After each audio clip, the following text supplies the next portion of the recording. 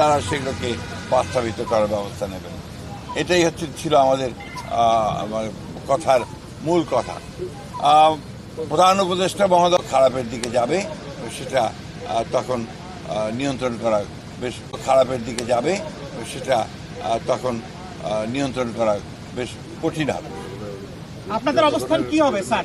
আপনারা যে বলছিলেন, বারবার বলছিলেন যে আপনারা ডিসেম্বরের মধ্যে নির্বাচন চান।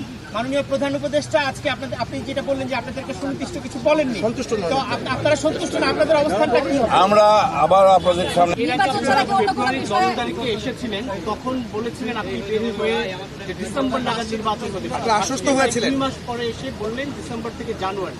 সময় কি প্রলম্বিত হচ্ছে বলে মনে করছেন আপনারা? ডিসেম্বর থেকে জানুয়ারি না, জুন। না ডিসেম্বরও হতে পারে। এটা ডিসেম্বরের কথাই বলা হয়েছে। উনি এই কথা বলেননি যে ডিসেম্বরে হবে না, কিন্তু জুন পর্যন্ত নিয়েছেন। আমরা এই কথাটা পরিষ্কার করে বলেছি যে hour cut off time is December. এটা তো আমি বলতে পারবো না,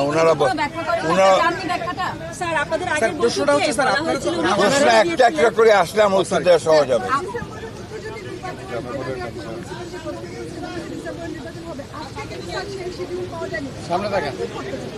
আমরা যে বললাম, আমরা আমাদের দলের সঙ্গে অন্যান্য দলগুলোর সঙ্গে আলোচনা করে আমরা সিদ্ধান্ত। স্যার, আপনি গত 10 তারিখে 10 ফেব্রুয়ারি যে মিটিংটা হয়েছিল এই উপদেষ্টার সঙ্গে, সেখান থেকে বেরিয়ে সত্যি বলেছিলেন যে আলোচনায় আপনারা আশ্বস্ত হয়েছেন, কিন্তু আজকে বললেন সন্তুষ্ট নয়।